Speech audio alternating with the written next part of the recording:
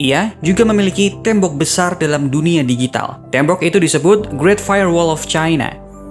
Tembok besar ini bertugas menyensor dan memblokir akses situs-situs yang dianggap membahayakan. Dengan menggunakan kata kunci atau kata sensitif dalam paket protokol kendali transmisi, Great Firewall secara otomatis akan segera menutupnya. Di Cina, beberapa platform yang dianggap tak bisa kerjasama akan ditutup aksesnya alias diblokir. Sebut saja Google, Facebook, Twitter, Wikipedia, dan yang lain. Sensor internet ini dilakukan untuk mengontrol informasi yang berbahaya. Zaman sekarang, tak sedikit runtuhnya sebuah rezim dimulai dari media sosial. Tak percaya? Coba tanya pada para pemimpin Arab. Selain kerjanya blokir-memblokir, Great Firewall of China juga punya peran lain. Kemampuan ini didapat karena satu hal, platform digital di China mutlak tunduk pada pemerintah. Mereka dengan leluasa meminta data kepada platform dan harus tersedia. Sekilas, dua kemampuan firewall di China ini yang sepertinya akan dicoba diterapkan di Indonesia. Ini adalah dokumen draft rencana strategis Kominfo 2020-2024. Ini adalah poin paling menarik dalam draft tersebut untuk mengawasi dan memonitor bandwidth traffic menuju PSE di Indonesia. Salah satu turunannya ialah Peraturan Menteri Kominfo Nomor 5 Tahun 2020. Coba lihat pasal 2 sampai pasal 5 yang memuat kewajiban pendaftaran bagi penyelenggara sistem elektronik alias PSE. Bagi PSE yang tidak memenuhi kewajiban itu akan diberi sanksi administratif dari teguran hingga blokir. Pada pasal 9 ayat 3, frasa bias lalu muncul. PSE dilarang menyebarluaskan informasi dan dokumen elektronik yang dilarang.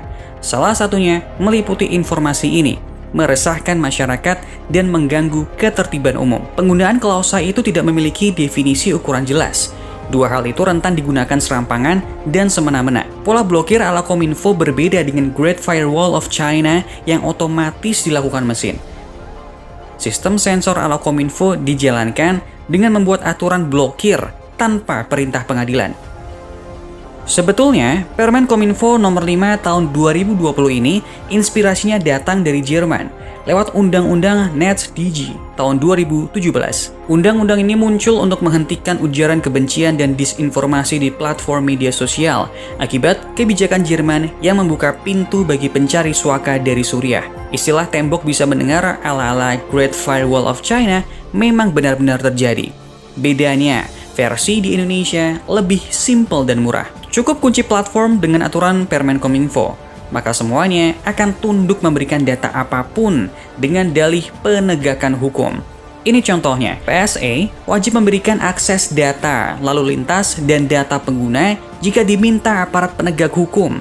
Yang lebih mengerikan, dalam pasal 39 ada ruang bagi aparat penegak hukum untuk mendapat akses langsung yang disproporsional terhadap sistem elektronik. Padahal di ayat 4 tidak eksplisit membatasi adanya akses langsung. Akses tak terbatas pada sistem elektronik ini yang ujungnya membuka potensi penyalahgunaan wewenang yang lebih besar. Sejumlah media asing turut mewartakan pemblokiran layanan seperti Yahoo, Steam, PayPal, Dota, Epic Games, Dell di Indonesia, yang diberlakukan oleh Kementerian Komunikasi dan Informatika Kominfo. Salah satunya adalah media asing berbahasa Inggris, Venturebit. Media tersebut mempublikasikan artikelnya di situs mereka dengan judul, Steam, Epic, and other digital storefronts are currently banned in Indonesia. Hal tersebut dilakukan karena pemerintah Indonesia, khususnya Kementerian Komunikasi dan Informatika Kominfo, menilai platform digital tersebut masih bandel dan tidak mau taat dengan regulasi yang ada di Indonesia. 4 tujuan tersebut antara lain membangun sistem bagi seluruh usaha unit makro UMK di Indonesia, menjaga ruang digital Indonesia, melindungi akses publik terhadap platform digital, dan menciptakan sistem yang adil antara PSE domestik dan asing, termasuk hal pemungutan pajak. Menanggapi keempat aturan tersebut, Venturebit menganggap ada beberapa hal yang seolah dibuat tanpa memiliki landasan yang kuat. Venturebit menganalogikan ketika sebuah perusahaan pengembang AS, Valve, beroperasi di Indonesia dan memutuskan untuk tidak mendaftar, maka pengguna Steam di Indonesia secara tiba-tiba juga tidak dapat mengakses game yang sudah mereka beli di Steam. Hal itu dinilai tidak sejalan dengan tujuan utama poin ketiga milik Kominfo, yakni melindungi akses publik pada platform digital. Dikarenakan, pada dasarnya publik sudah memiliki akses. Peraturan yang dibuat justru membatasi akses tersebut dengan melakukan pemblokiran terhadap sejumlah PSE. Media tersebut juga menambahkan, masyarakat di Indonesia banyak menggunakan layanan tersebut untuk menjadi pekerjaan, ditambah, hingga kini platform Twitch juga melakukan pendaftaran. Hal ini membuat sejumlah kreator secara tidak langsung bingung karena tidak dapat mengunggah konten apapun. Kasus dugaan korupsi proyek pembangunan Menara Base Transceiver Station atau BTS 4G yang melibatkan Menteri Komunikasi dan Informatika atau Menkominfo nonaktif Johnny G. Plate terus bergulir. Sejumlah kejanggalan pun terkuak. Pelaksana tugas atau PLT Menkominfo Mahfud MD mengatakan, proyek yang sudah berjalan sejak tahun 2006 ini baru menemui masalah pada anggaran tahun 2020.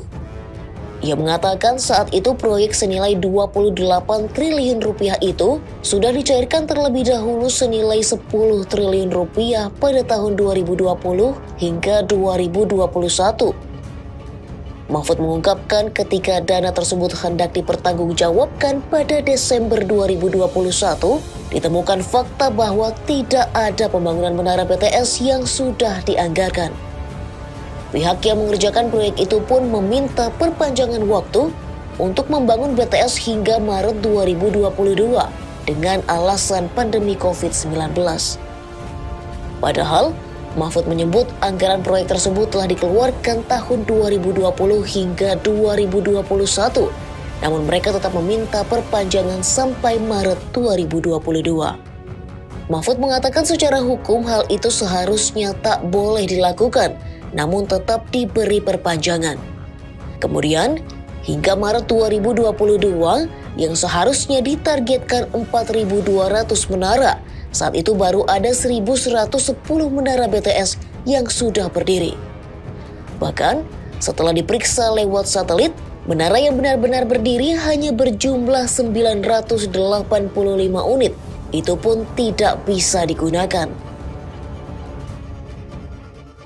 Seharusnya 4.200 lalu ditunda. 1.200 lalu ditunda karena barangnya tidak ada.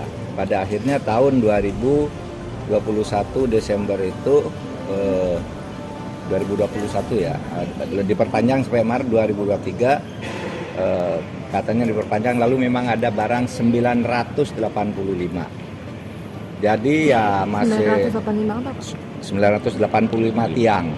Okay. Itu kan mau membangun 4.800 tiang. Nah, tiang itu dijejak dengan satelit oleh BPKP.